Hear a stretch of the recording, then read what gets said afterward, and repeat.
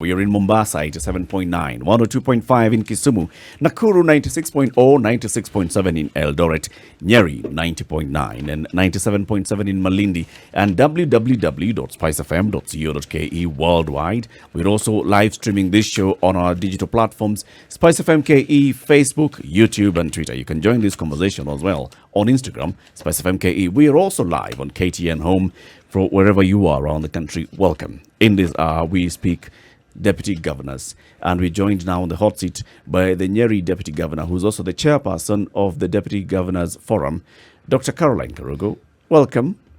Good to see you again. Thank you very much. Lovely to be here again. It's good. You know, now in COVID times, when you see somebody, you just know that they're keeping safe, you're happy. Especially those of you from Nairobi. I see you're driving in bus loads to the village, to the village since last weekend. But it's lovely to be here nonetheless. It's been a while since we were last here. And I brought you, as is my custom, I brought you some lovely Nyeri coffee, like I usually do. The Dedan Kimathi. You were brought up well. I am brought up well. Yes, thank you very much. I'm a villager. Give me Eric's. You don't mind? It's beautiful, AAA Arabica, medium roast, lovely coffee, the best coffee. Lovely. I'm telling you. The best kept secret. I have an extra packet. So this is the Dedan Kimathi University Premium Coffee. Yes. 100% Arabica coffee. Done by the university? The university itself, yes. So they grow it and they harvest, mill and roast and meal. And it's lovely coffee. I'm sure you tasted it the last time It's delightful coffee. It's lovely. Did you taste it actually? Yes, not once. Not once? Not twice. You never called me for I peddle coffee. I peddle Nyeri coffee. You take it everywhere you go. I have it in my trunk everywhere I go. Good, lovely to be here. Dr. Karugu, thank you very much for the good reason for calling. I will call you this time. Oh, brilliant. Now you have a reason. Now you have an excuse. You're more than welcome. Dr. Deputy Governors. Yes. Now you're the chair of the Deputy Governors Forum. Yes. What's this forum about? Is it just a club of DGs? Well, the Deputy Governors Forum is a forum that puts together, deputy governors from across the country. And ideally, what we endeavor to do is create a platform for knowledge and information exchange and sort of inter-county relations within the country. It's a forum that's been there as old as the Council of Governors has been there. And we also look at seeing how we can support our governors to achieve their goals and their visions for our counties. But I happen to be chair of deputy governors at a time that I consider very exciting, especially because of the looming constitutional reforms and the fact that we have realized that there is a huge sort of, loophole on the functions and the roles of deputy governors straight from the Constitution to the County Governments Act. And that is what my agenda is as chair. And I hope that I'll be able to, lobby enough support to get actual functions and actual roles given to deputy governors countrywide. That would be an interesting conversation because you see the perception among the public. And in fact, even when we started talking about that you will be joining us, yes, it was like, let's ask ourselves, do deputies have a role at any level? If it's deputy headmaster, deputy principal, deputy president, deputy anything, deputy CEO, do they have any role? Or is their role just to wait for the moment that the head is not there so that you can get into the office and function? Places where they're not needed, you don't have them. You don't have a deputy husband. Really? You go. I know, surprised. Right? Yeah. Yeah. Like Ndu says, you'll be surprised. So, the role of deputy governors is integral in devolution. And I mean deputy president, deputy governors. It's very integral in devolution in itself, and it cannot be underestimated. Just the amount of the amount of potential that, for instance, the deputies have, the amount of experience that they bring on board in terms of driving a county's agenda. So I think it's very important to have the deputies there. However, we need to then ask ourselves, so now that we have deputy governors there, what are they doing 8 to 5? And can we ensure that the Mwananchi knows what deputy governors are doing, 8 to 5? We're tired of being told that we are the people waiting for governors to die. We are the people hoping that engineering impeachments. They don't really die often enough, do they? Mugabe, can you be nice? Now, so what do you do 8 to 5?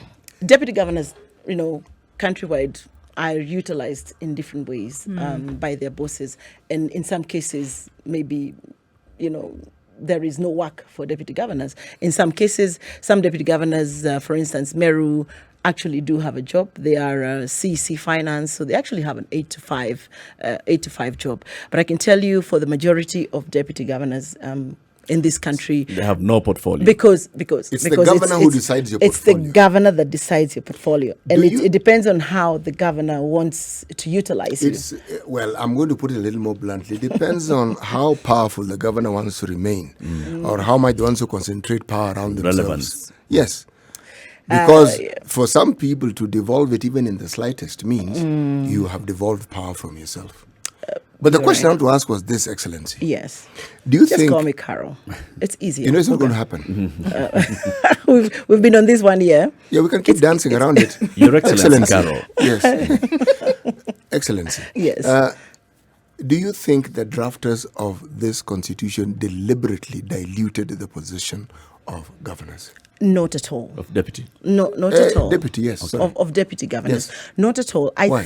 I think just like many other things in the constitution that we are now trying to amend, I think it was an issue of really not putting too much thought into it and perhaps assuming that it's a plug and play, that relationships are going to work.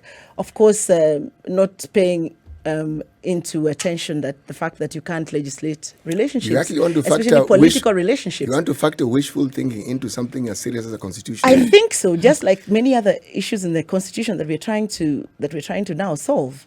Because if you look at the constitution, Article 179, Article 5, that is the only place that attempts to say what a deputy governor would do, and it's clear that a deputy governor will act in the absence. Will deputize. And act in the absence. So you sit for 5 years hoping that your boss is absent for you to act. I mean, and it's also a huge. If you look at it, it's unfortunate because there's a lot of money being lost. Counties are struggling with huge wage bills, and you have a deputy governor getting paid and with no defined role, even to Mwananchi. So one of the proposals, I think you alluded to that, Eric, earlier, that we are making through the Haji team is to see if these deputy governors can actually be given a portfolio. And it's going to add into the debate of cutting the wage bill, into this whole Punguza Mzigo debate to Mwananchi.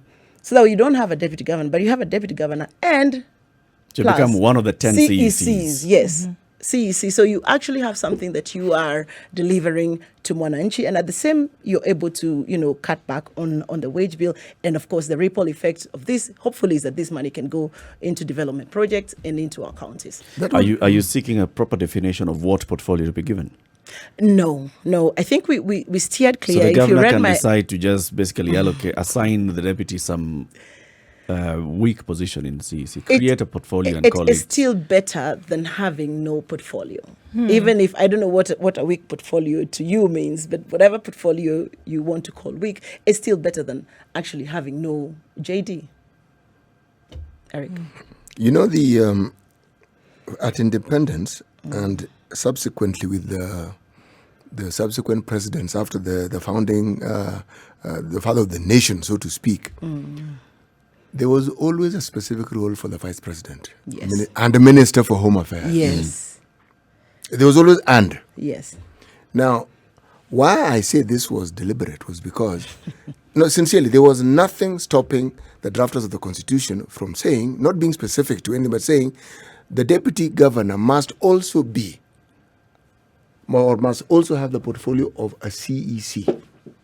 Nothing beyond that, meaning you can then decide where they're going to fit in, but then they become an active member. There was nothing stopping them. The politics of it, I think. You see, when you have something like that, you're creating two centers of power. If you have a strong, and how is it that people choose their deputy governor candidates? They're looking at, what am I going to get from this person? This person is going to bring votes because they come from that other region where I don't have strong support. So it's balancing it out. What mileage could they push on And there? for that mileage. Yeah. So you have this person who's coming and they also have a position that is clearly anchored in law. Then you're basically saying that you are likely to have increased conflict between the governor and the deputy. Eric, conflict. Already, the deputy governor's position is secured in that the governor cannot fire this person. Eric, there are two things here. One, there is the governor specifically asking for someone who has the role that you've mentioned very clearly, but also someone who they probably think can't possibly threaten their position. Yep. That's one. Two, there is also the small issue of when you consider having a deputy and you are a governor, or if you're a crafter of the constitution, this, believe me, is thinking that tends towards being negative, as Her Excellency had mentioned. But I get the impression that some of the drafters who are now politicians and some of whom are governors had themselves envisioned their being in those positions and wondering what it is that they would like. Well, Muga, I guess if we sit here and really think about the past, it's good. It's a very depressing story. And that's why I want us to look at the looming constitutional reforms. Granted, the County Government Act actually canvasses in Section 32, tends to give functions of a deputy governor, but still doesn't really detail the functions of a deputy. Does this person have a portfolio? They only go, like the Constitution, it goes deeper to say, that this person cannot fire in the absence of the governor, When they're in an and acting this capacity. person will actually be principal assistant. But even that is, by and large, vague, and that is why my bid is take advantage of the BBI time to canvass some of these issues and bring them to fore. How then can we empower our deputy governors, ensure that they actually do have a portfolio? So it's been a journey from the Constitution to the County Governments Act, and you saw the More Common Bill, just passed last week. So I think we're making steady steps. What was the More Common Bill? Well, I think mostly it was about replacements, nomination of a deputy governor in case what happens, for instance, in Nairobi happens to any other county, and the governor refuses to nominate a deputy governor. So now at least we have a guideline to that, so that the next conversation is that when these people are in office, what are they actually doing? Now, the thing is, what you all don't know is that I think deputy governors is the biggest pool of most experienced experts in this country. I mean, I have professors of physics, I have professors of math, we have doctors of finance, doctors of agriculture, we have engineers, never in this country. teachers. It's a fine mix of wonderful expertise that is just sitting there. She ignored that. She let us slide. That is just sitting there and, sort of being underutilized for, by default or design, being underutilized. And I would want to ensure that a lot of these people actually have a reason for being, How many of because these they people- are eager to Is work. there consensus for this Yes. eagerness that you speak of across the board? 100%. That's why we put together a memorandum, and we actually did present it to the Haji team. We put together a memorandum and said, listen, we want to be a little bit more busy than we are right now. We don't want to just sit and be sent to funerals with 10,000 shillings. We actually do want to work. We actually do want a certain portfolio that our performance can be measured. What would that know. look like, Carol? Yeah. What would it look like? I mean, because here we say, all right, we see the effects of a DG when the governor is not there. Yeah. All right. Yeah. What would it look like? A DG was actually working. What would it be? What portfolio in county would it be that the shoes would be filled? There are so many portfolios. So this is what it would look like. So you will be deputy governor, yes, and you will be governor in the absence of your boss. But in his absence, for instance, you have a portfolio, say infrastructure. Or finance. Give Or us the finance. example of the Meru one. Yes, or finance. He has an 8 to 5 job, he's got to report to the county assembly on the various things that, on budgets and the process and the various other things that are happening within his department. So by and large, this person is not idle, but in the absence of the governor, then they step up and they can say, now that governor is away, I will be CC so-and-so will help me in my finance portfolio so that then I can act as governor. So then we make maximum use of these individuals. Yeah. Okay, so that's example of what's happening in Meru. Yes. Give us the example of what's happening in Nyeri, for instance. Does the DG of Nyeri have any functions, or any times do you sit in the CCs, in the county executive committee meetings, in the cabinet? In fact, when I was coming in, I had said, I since I am chair of deputy governors countrywide, I really do not want to go into various counties because I think then I'll lose the bigger agenda. You're giving us the example so that we can internalize this story. But for like DG Nyeri doesn't have a portfolio. So, it then leaves you, to your boss, to what your boss wants you to do.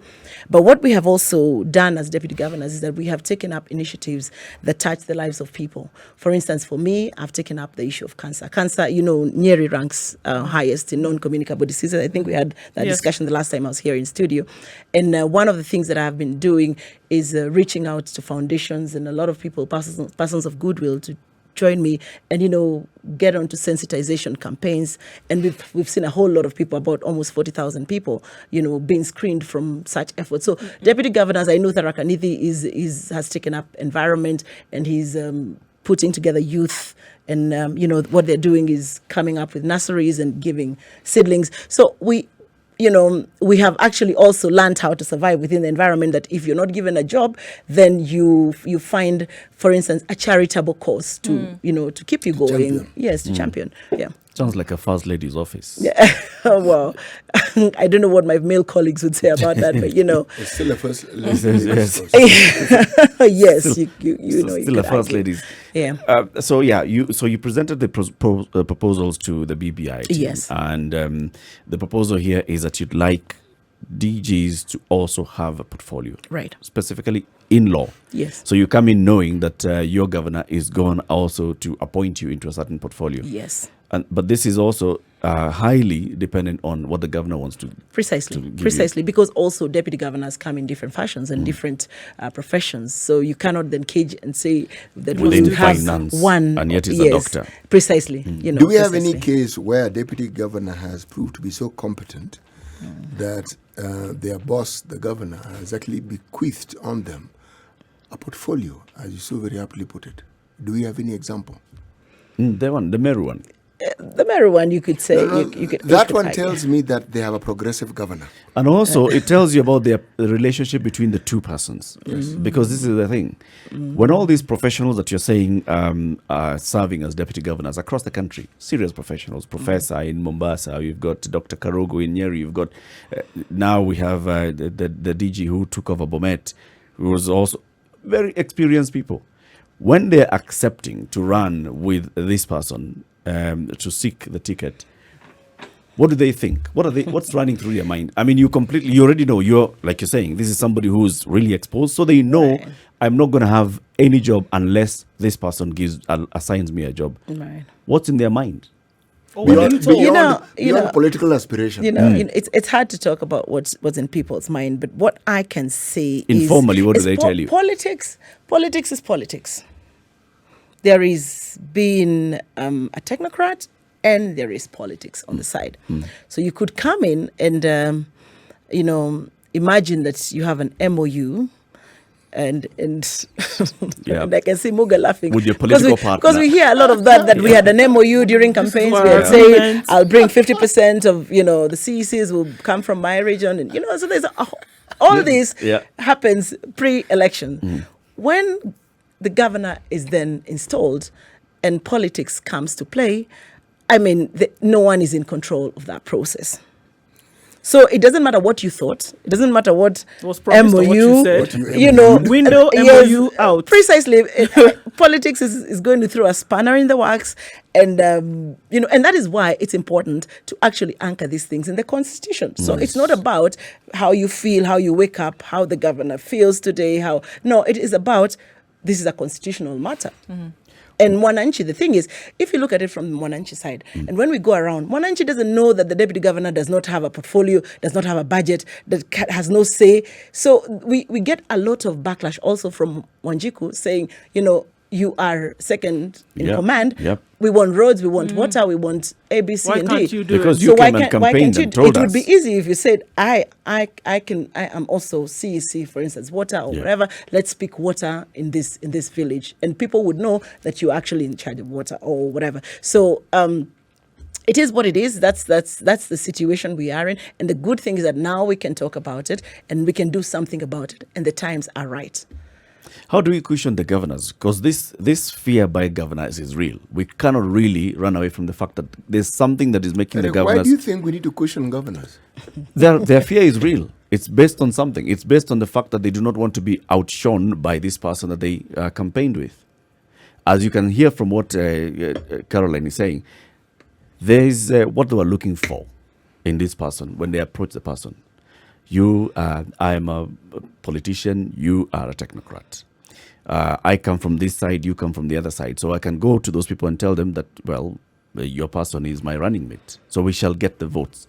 But I do not want, when we get into office, I do not trust that we shall continue working in harmony. They don't want to be upstaged by their deputies. How do we address the fears of these governors? If you don't address them, Eric, the governor is going to assign you some very low-key portfolio. You'll have a portfolio, yes, but it's called, social services. CEC social services. Eric is arguing just like a technocrat, Yes. isn't he? Yeah, because I'm thinking, you cannot assuage any fear that somebody has, a politician who wants to control power fully. There's really nothing you can do, in all honesty. But we must acknowledge that there's a fear. If you have that particular provision in the Constitution, then he has no choice. Okay, so or they have no choice. Based on that, then, Carol, do you see then any kind of any kind of sentiment against now what you're asking to be put in the Constitution? Some because pushback. Do you expect pushback then, especially from the side of governors? Because if this is now in law, then there is a certain amount of power then, according to law, then that you must give to deputy governors. Do you foresee any kind of pushback from this? A lot of these things that we do are not for us, and I want to perceive that governors will not look at it that this is about them, because it's just we are 1 year out now, and if we make a change now, it's really for posterity's sake. It's for those that come behind us. I want to make sure that 10 years, 20 years from now, deputy governors will actually feel utilized in their counties.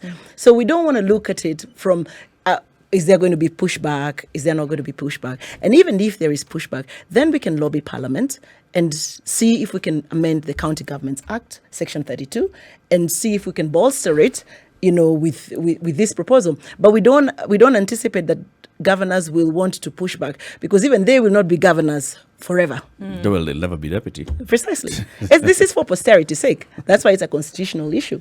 Yeah. 90.9 in Nyeri, and your deputy governor is in the studio. She's also the chairperson of the National Deputy Governors Forum, and we are discussing the role and functions of deputy governors. We know that, this is not anything that we can hide. We know for a fact that deputy governors are, for very many counties around the country, idle.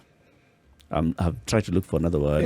I just didn't get any other. I wouldn't say That word is gonna get in trouble. because she used it at some point. No, but Eric, I wouldn't say they're idle. I wouldn't say they're idle. Are they gainfully employed? I don't want to digress. This is what I wanted to say. Right.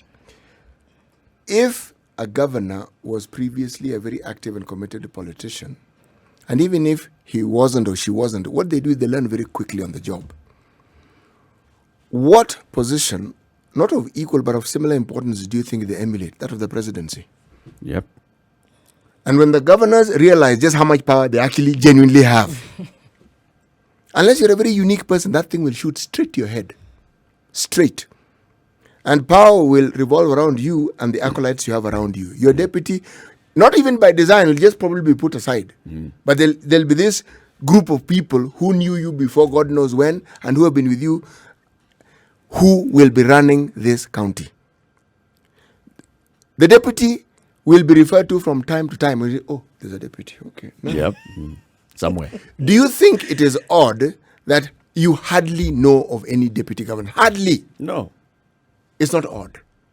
Because that space has been hogged fully by the governors.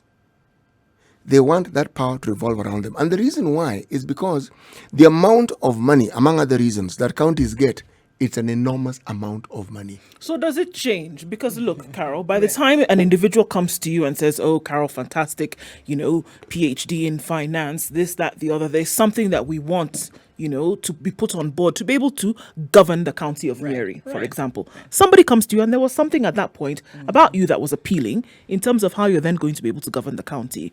So are we saying that along the line that this appeal was lost or is just not regarded? Politics happened. Right? Yeah. So then again, the county focus then is out. Not county. The governor focus. Don't No. confuse the two. At the beginning, it was not about the county. Hold on. The It was focus always about the governor. about putting them in power. Yes. That is Yes. fine. So was that? So this is what I'm saying. If there was an understanding at the very beginning that it was about getting this governor in that seat, right? Yeah. Then what changes along the line now, where there's this clamor to say we need to be recognized as an entity? Well, like I said before, politics. I have no other explanation for, it's stranger than fiction. Some of the stories that I hear from my colleagues, especially those that went into an election together, is very strange. That, just the amount of sort of fallouts, that there can be. And the only thing that explains it is the political dynamics are constantly changing. And sometimes they don't change as quick as they do for your deputy as they do for the governor. And trying to carry the governor, the deputy along, your political trajectory sometimes is difficult, especially where, for instance, the deputy also has their own political trajectory. Yeah. And we see this especially in counties where both governor and deputies are politicians. So one of them, for instance, this time is in Tanga, the other one is in this other one. Yes.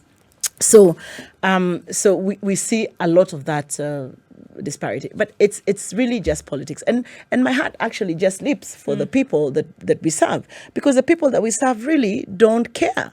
They really don't care about your political dynamics, about the fact that you don't like each other, the fact that those are known issues, and really should not stop the service delivery for Wanjiku.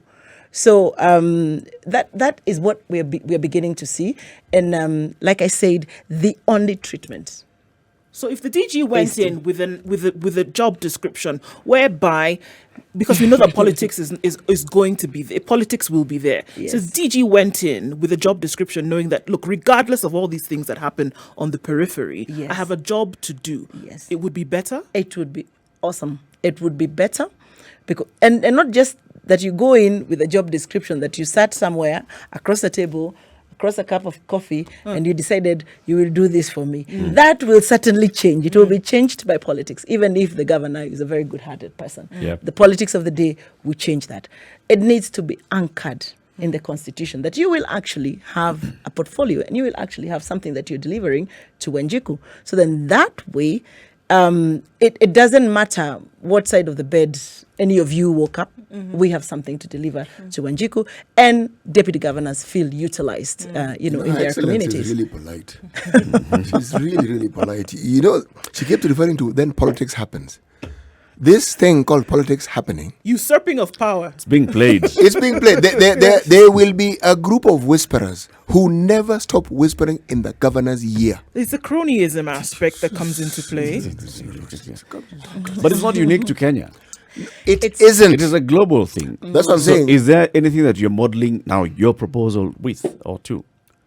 Because I've just tried to think, who is the Deputy Prime Minister of the UK? Do I know? I don't know. The question that Who you should is ask, the is it Deputy important for you to Chancellor know? of, right? And the answer is no. No. Yeah. It is not important for you to know.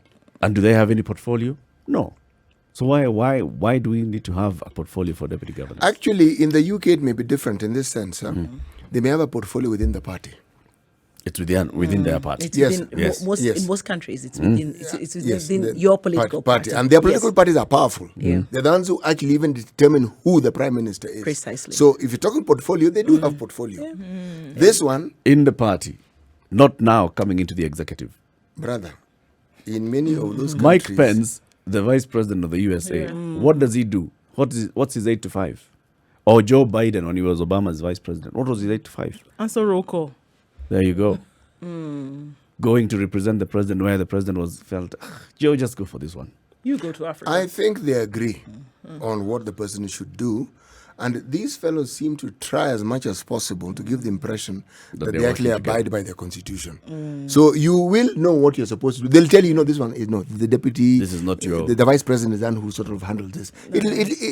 They try to have that clarity. So some culture that has developed over years. Yes. That these are some roles that are performed by the deputy Yes. president. Right. Yes. Right? So Yes. within the same thing that we are going into that culture where we'll know when it comes to, issues about supporting the vulnerable in the society and such and the other, those are the roles that the deputy governor will be doing.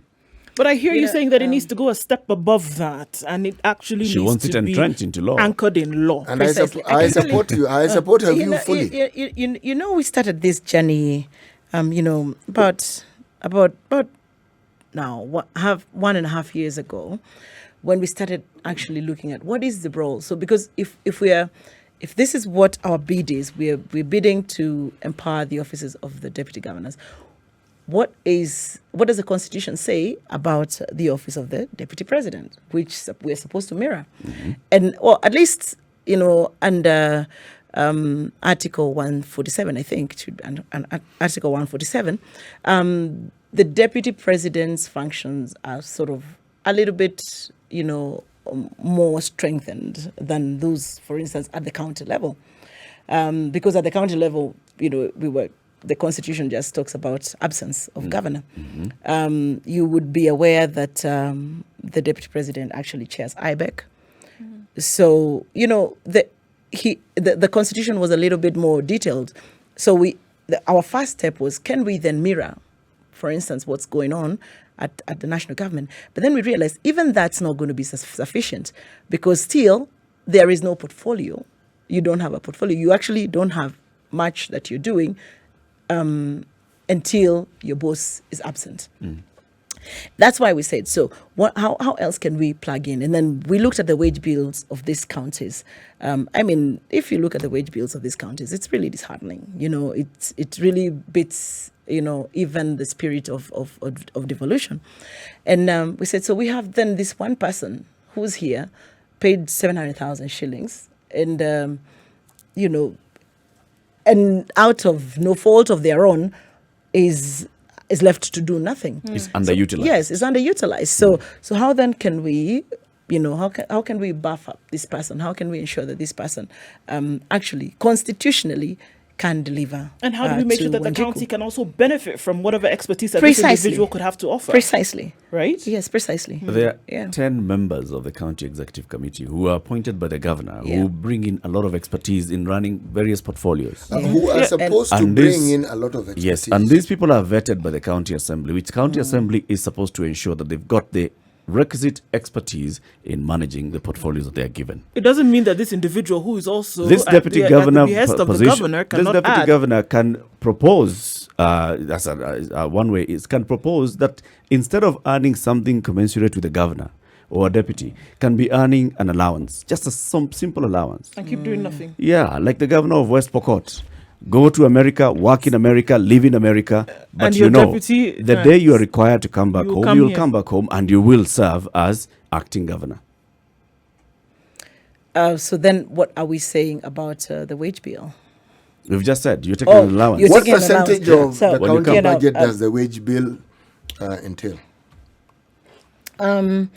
Different counties, different percentages, but the sorry way, or the sorry sort of general status of counties is we are spending anything from 70-80% in recurrent expenditure, and just the So rest, are all the rest in people that the development. counties employ necessary?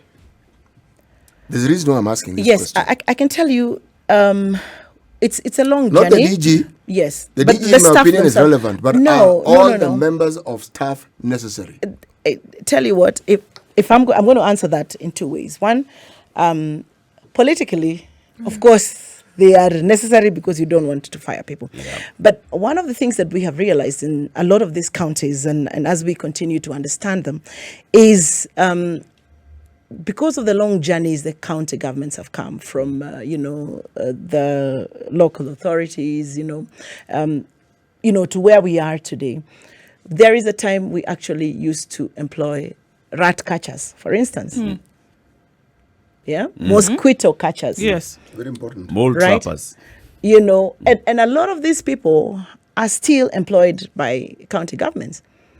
So it's also an issue of meter readers, for instance. It's also an issue of understanding your staff, matching talent, if to current times, and seeing how then you can edge out, those roles that are, for instance, not useful anymore. And a lot of county governments are doing this, and you're hearing governors talking about, we're going to be, sort of retrenching this batch of people, or redesignating them to a different They usually go to the portfolio. Department of Environment. Which means they're the ones who clean. Where they're still catching mosquitoes. In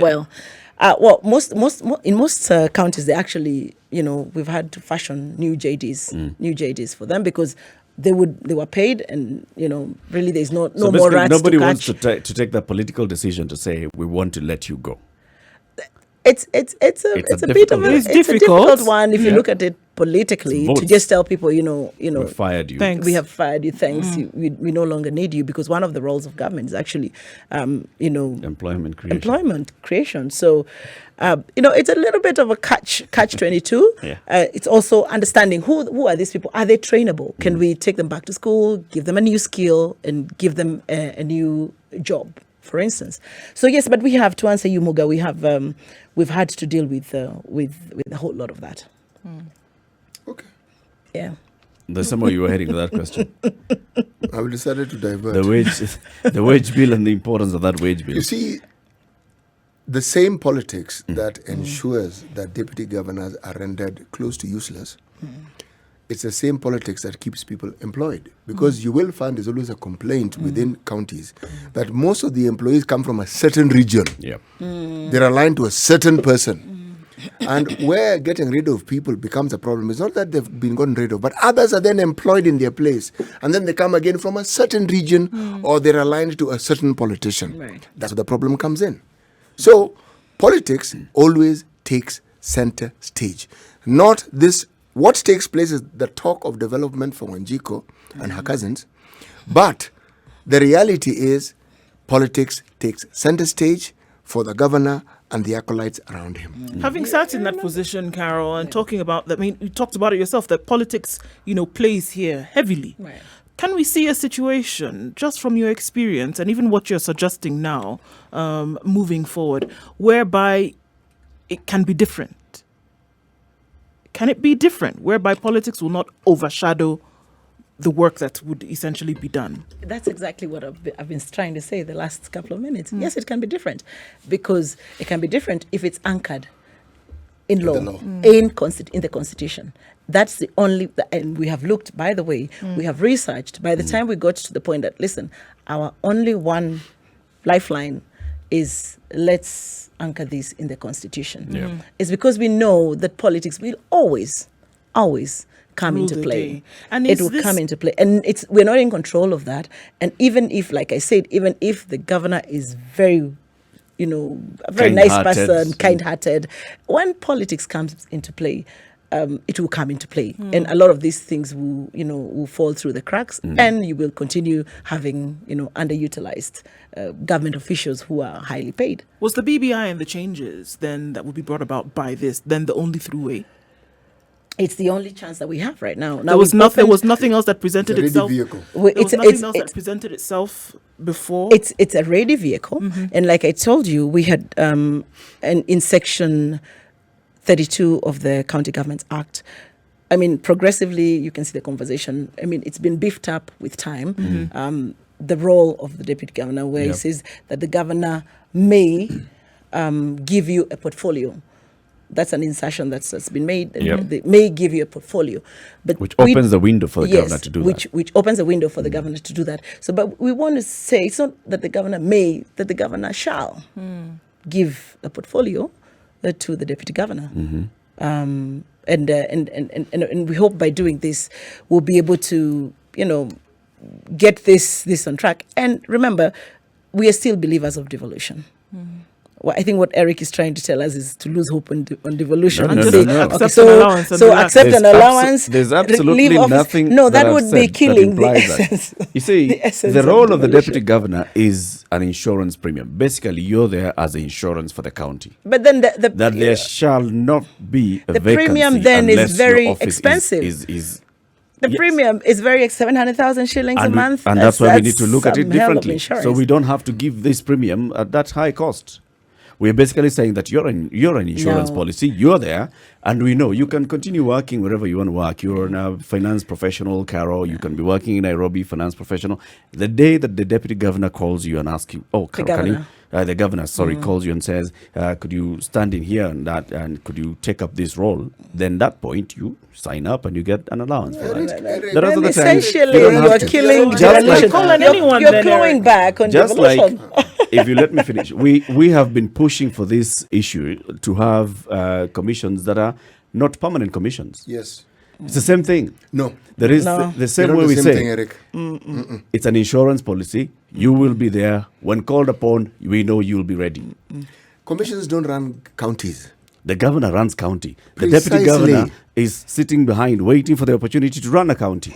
No, Eric. At the moment, no. he or she is not running this county. The deputy is a useful member of that particular government, useful in that they may actually have some qualifications that warrants them having a certain position within that county government so that their contribution can be real. Yep. Deputizing is vague. Yes. It's ambiguous. Yes. Okay? But in our case, Deputizing is not vague and ambiguous. Oh, no. In the case of the government's county government, It is very clear. it What do couldn't they get do? more ambiguous. When the governor is not available, then the deputy steps These guys in. never go on leave. Yeah. Have you ever heard of a governor going on leave? And that's it. Have If you they- ever heard if of a they're governor not going going on on leave, leave? that's fine. The deputy is not required. Eric, that logic is something you have to see explain to me because the point that we have here is Yes. the may point. The may part that the governor may assign some duties or portfolio to the deputy. that's even vaguer. So That's if even the, bigger because it could be an issue of when they feel What, when like they it. feel like it? exactly, Or they don't feel like if it. the Or governor, if if the the situation governor arises that would feels force that them to. yes, that you've talked about, or this person brings in something that we can use in the county executive committee, they assign that person that duty. In the meantime, you are an insurance. This is the same argument that MPs have been using to say, our role is to bring development to the people because people expect development. So give us CDF. And we keep saying no. Your role is to go to parliament and legislate. Let me say this to you, Eric, so that because I think we risk looking at this conversation from a very tactical point of view, from a very clock in, clock out point of view. What is the deputy governor doing when they clock in, clock out? To a more strategic conversation, these counties actually have CIDPs. They actually have a vision of where you want to go. One person is the leader of that vision. It's important to have a partner or a second person who also buys into this vision and is then able, even for continuity's sake, is then able to track the vision. This is where we are. This is what we have achieved for Mwananchi, and this is where we are going. So you cannot then say that you do not. I come and I do whatever I'm doing. Whenever we're I having consult, a CEC, or I whenever the have another cabinet is job, meeting, you and I shall take come, an allowance, for instance. You shall receive reports. You shall do all those things. It's but got you do to not be a need. continuous thing. Your heart has to be there. You must buy into the vision of where strategically are we going with this county. But Eric, did the Constitution envision a part-time deputy? No, you can't give the rapporteur position whereby you come and take notes every time there's a conference that's called. I mean, for crying out loud, there's a reason why you pulled this What do you person think the in. Constitution envisioned? Yeah. You see, as far as I can see, the drafters, and this was actually what I preambled my conversation on, seem to have deliberately diluted the position of the deputy governor. That was my position. Yep. You see, they seemed to have missed out a key component in having designated positions for such a person, in that you create an even bigger platform for checks and balances. See, people look at it as a threat. It's a check and balance. The moment you have a deputy who has a clear role in government, yes, they may be a threat to you in that they may outperform you, but it means then you have to up your game. Pull up your socks also and make Yes. sure that you're always at the top This when it one, comes the to governors, performance. why do you think we have such dismal performances from so many of our governors? Nobody's There's keeping no check anybody and in balance. check. You have some random deputy who nobody in the country knows about, even in your own county, probably they don't even know who that person is. When they appear, they say, oh, so this is the deputy. Now, that I don't think, the extent to which I'm explaining it is what the Constitution intended, but that's what they have created. And the time is The right check and to balance then Yes. bring is these discussions from another to institution. fore. Another institution called the County Assembly. It's very clear. That's the role of the County Assembly. Checks and balances to the executive as a whole. Actually, The governor and his 10 CECs or her 10 actually, the CECs, check and including balance- the deputy governor. Eric, the check and balance that the county has is specific, really, if you look at it. It's not in the day-to-day running of the county. It's in the laws. It's in the ensuring that the laws that pertain to the running of a county are adhered to. Think of any government. It's more along the lines of That's what legislation. Parliament does. That's what Senate does. Yes. But I'm talking about day-to-day function of the executive. Day-to-day. A deputy is a good check and balance, believe me. It may not sound like it. In democracies where these things work, man, the check and balance is all over the place. You'll have an attorney general who doesn't agree with you, and they'll tell you they don't agree with you, and they'll give you reasons why. So the option is either they resign or, but Toe the that's line. it. But you then know that you cannot just do what you like, because somebody's going to constantly remind you of what the constitutional requirements are. A deputy would do an excellent job. You know, there's Example I, of a jurisdiction where this has happened. And not a parliamentary system where you have a coalition formed by leaders of different parties, because there they're checking and balancing each other. But another one. The example that comes to my mind is the American system. yeah. Look at the number of times people whom the president has appointed have disagreed with him. They've resigned. Right. Or they've been sacked. Or they've been threatened. But they're a check and balance. They've pointed out, clearly Left, yeah, that they've- this one isn't It's not working. And yet they've been appointed by the governor, by the president. Yes. All right? But Which they means know that they have a voice. that their role Which is is the to same- serve Eric. They know their role is to serve the Mwananchi, as we call it. So they serve the Mwananchi. The same thing. The person who went and canvassed for votes alongside the governor is the deputy governor. Yes. And they have a voice.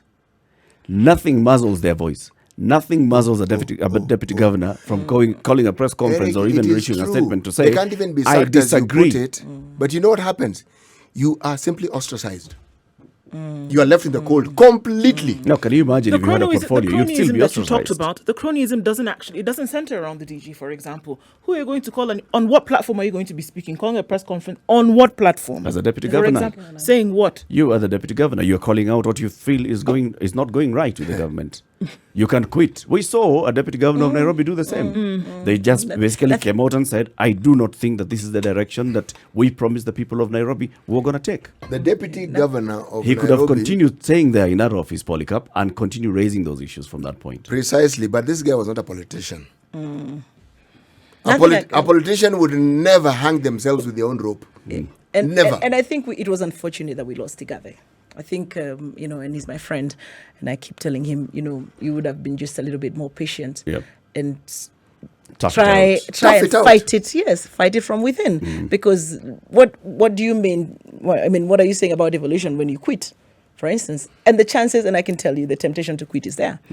But you cannot. So because if you do that, essentially, then what you're saying is that you're killing devolution. Then and that it doesn't work. What I wanted to say to Muga is, As we conclude. yes, as we conclude, he initially said that it was deliberate. But the other thing that we have also seen, if you read the Constitution, is that there's also no defined way of removal of office. Of the deputy governor, there's no defined process. There is a defined process For governor. for governor, but there is none. And so what we're proposing in our memorandum to Haji is to have a section under Article 181 to have an A that then details this is how to remove, and these are the reasons why a deputy governor would be And put for out that of to office. happen, they Because must have a as we sit- portfolio. Yes, precisely. And for that to happen, they must have a portfolio. Maybe not. Thank you very much, Dr. Caroline Karugu, for Thank speaking to you us. for having me. Chair of the National Deputy Governors Forum. I mean, we wish you all the best as you push for this. It makes a lot of sense. Thank you. But also, you have to look at it from all sides. Absolutely. Asante sana for joining us. Just before you go, listen to today's proverb from C.T. Muga. Slander by the stream will be heard by the frogs. Slander by the stream will be heard by the By frog. the frogs. Anyone who has listened to a stream or a river or a rivulet rushing, they make a sound. They all do, passing through rocks. And the constant inhabitor of this environment are frogs and toads. So, because of the proximity and because they live in that environment, I think whatever happens to that stream, whatever noise, whatever sound it makes, they will hear. They will hear. Yes. Indeed. See, we are the frogs here. Great. We're hearing all the sounds. Whatever is happening in this stream. Thank you, Carol, and thank you very much for bringing Please to enjoy us the Nyeri this. coffee. And Thank you just very for much. you to Dedan need an extra Kimathi packet, University. always happy to bring you a fresh one. Fantastic. Lovely. Wonderful. Lovely. Thank you. Asante sana, and thank you very much for everybody tuning in on KTN Home. Thank you very much.